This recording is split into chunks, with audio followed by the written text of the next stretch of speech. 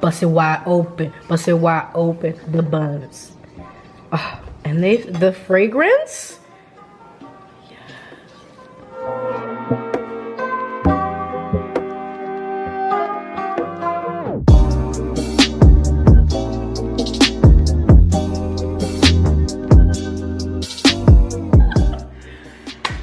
We're cooking something for you today.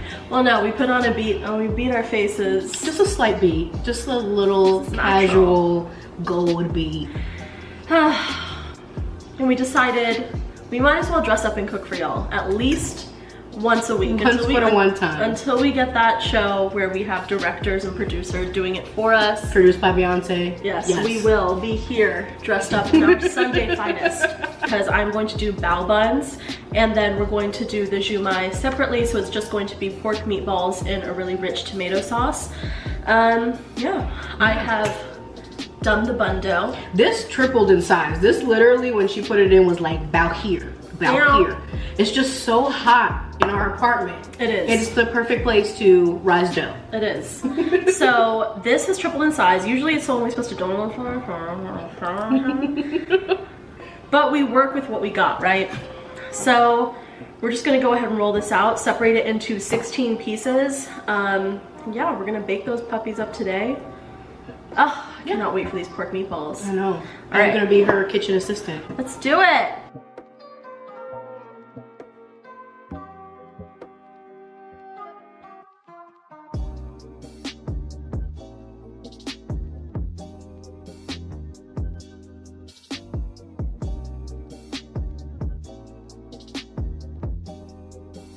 And then we have an egg wash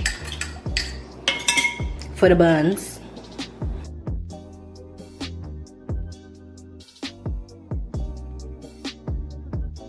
And then we're gonna go malted salt.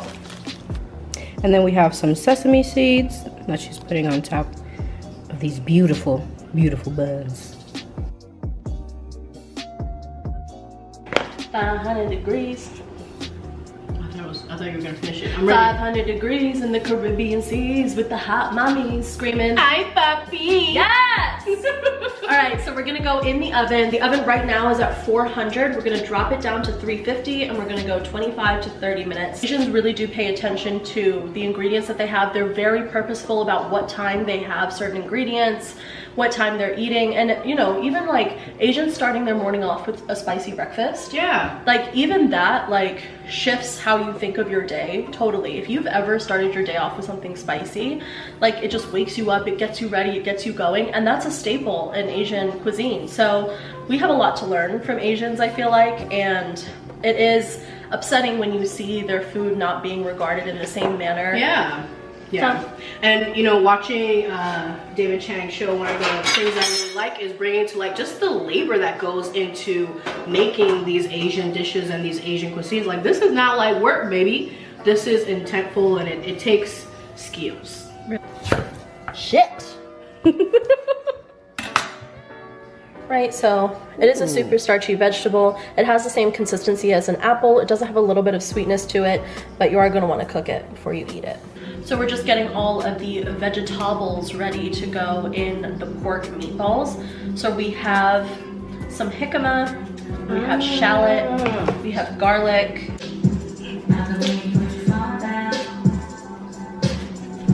Shall we get it smells amazing. Right? It almost smells to me like a green apple. Mix between a green apple and a bell pepper. God, this smell, I was really not expecting it to smell so sweet. It really smells green apple-y, baby.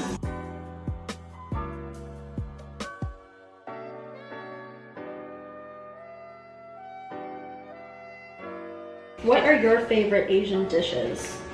Oh, I love me some Thai drunken noodles. Anything really, really spicy. I really want to try Korean tteokbokki. All right, y'all want to tell them about Australia? Story time. We went to Australia last April for her graduation. And ow. Chef Cree with the pot. Melanated, educated, sophisticated. Melanated, educated, sophisticated. So yes, we went to Australia. That was a very long ass flight, but we stayed somewhere in Sydney called Spice Alley that basically had these Asian restaurants and little shops with really delicious food. And there was one that was a Korean shop, and I ordered tteokbokki and I said, can you make it extra spicy? The guy said, This man looked at her and do you have the range? I said, don't fucking question me, sir. Light it up. And the chef and him exchanged looks like she finna die. And I literally could not consume it. It burnt on the way down. I should have listened to that man of color. Should have listened to that Korean man when he was trying to tell me about his business. But so I'm trying to still try it because just pure hot lava. So, but that is I really like Thai and Korean food, and the spicier the better. Obviously with Korean food, I gotta dip a toe. Dip a toe. Oh, that onion, that shallot is fresh. Honestly. Overcome with emotion. I love a good Indian Asian fusion. So how are you incorporating the shallots and the jicama into the dish? What are we doing with this? So all of that is going into the pork, and we're gonna mix it all together. We're going to sear it, and then we're gonna start on our tomato sauce, right? So we're going to sear the meatballs, get a nice color on them, and get some nice fond on the pan. Fond, again, is the leftover remnants from the meat, the crispy bits from the meat that are really delicious that you use to build your sauce upon. So then we're gonna take the tomatoes, slap them in the pan, get all that delicious fond up off the pan, and then we're gonna mix in some shallots, a little bit of garlic, and yeah, we're gonna end by finishing cooking the meatballs in the sauce so that they keep their moisture. Ooh, should we open wine? Oh, absolutely. So macaroni in a pot. So we have some from Sterling Vineyard, some Blanc de Blanc. So we gonna sip on this. One of my favorite things about when we went to Australia is it has some of the most amazing Asian, really authentic Asian foods that we've tried from a variety of cultures. It was just, and it definitely was, you know, much. I don't care how much garlic you use. One clove. One clove or one head, but you need to mince that bitch. You need to mince it like you've never minced anything before. Okay? tink tink. Back at it with the martini glasses. Well, we have a very exciting orgy of flavors here.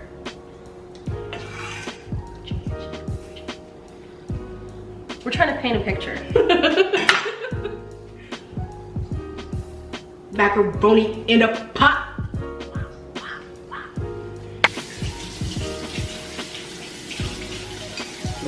Focus, there it goes. Yes. Especially with pork, it's really important to get brands that you trust. So do your research. It's definitely one of those meats that's worth it, along with seafood. It's really worth it to see where you're getting your pork from. There is a reason that people don't eat pork. So facts. So now you're just adding 1 tablespoon of soy sauce, that high quality soy sauce. Not all soy sauce are created equal, so they are get you not. some high quality. Then we have some very high quality fish sauce. Yes, and you're using 2 tablespoons. 2 tablespoons of that. And then we're gonna go 1 tablespoon oyster sauce. This is new. Hold, please. All right, we are going to go all of these vegetables in here. God, that smells good already. We were joking last night that people are always like, oh my God, that smells so good. I'm just sauteing onions and garlic. Just go off. That looks good, Jesus. Yes. All right, can you crack an egg on me? Absolutely. I'm helping. Look, Mom. Look, Mom, no hands. Please sprinkle some panko. Absolutely. So this last bit with the egg and the panko, we're just doing it until it's just combined. You don't want to overwork at this point. I'm probably going to do maybe 15 for us today, maybe a little less. And then we can save the rest for tomorrow. Yes. Round and scrumptious like Korea's ass. Pan sear these bad boys. Yes. We're gonna pan sear them in some oil, And then we are going to get started on our sauce. Yes. Why are you using vegetable oil instead of any old thing? So we are, we are going to be searing at a really high heat. Because we just want to get the color. We don't necessarily want to cook the meatball all the way through. So by getting the oil on really high heat, we can't use olive oil because it'll degrade too quickly, it'll taste burned, and it'll ruin our meatballs. So I don't want my balls ruined. I don't want my balls ruined. I don't like that. So use pure olive oil or vegetable oil. You heard her. Yes.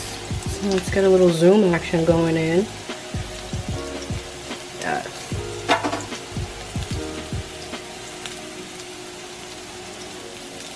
So this is medium to medium high right now. Smells amazing.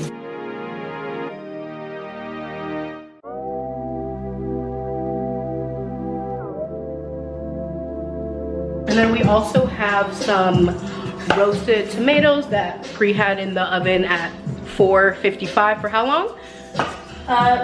It was supposed to be for 30 minutes, and we got lost in Criminal Minds. It was a good ass episode, but look how gorgeous. Look how gorgeous.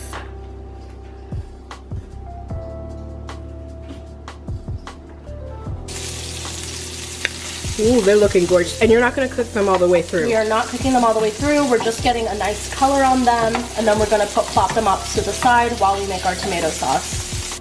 All right, now in the same pan that she seared the pork with some of that little fat, she's gonna add Our Lady in Red, the tomatoes.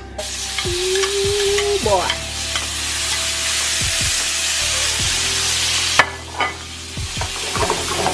God, that smells like Brianna's neck. So delicious. we're gonna go ahead and beat damn tomatoes. I'm actually going to put it, we have a little bit of this rosé from yesterday. I'm gonna put that some in Malbec rosé, yes. What the hell, yes. And right now the heat is on low. Just letting all those flavors kind of marry together.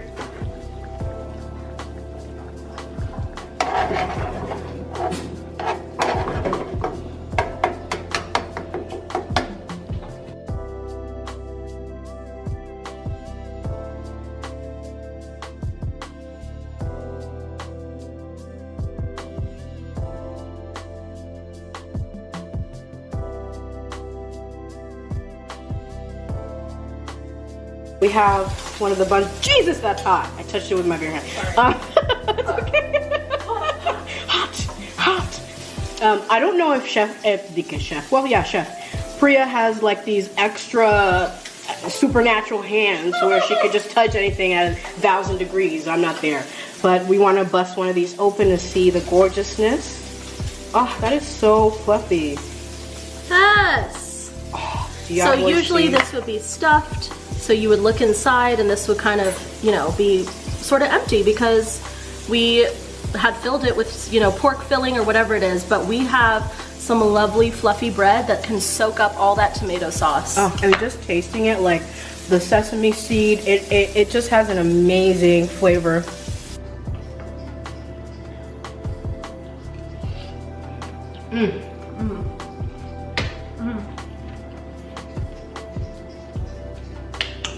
We will post recipes for the bread and for the Xiu Mai. Yeah, and we'll try to give you guys some more of these little cooking shows, you understand me, inspire you with a little quarantine cooking.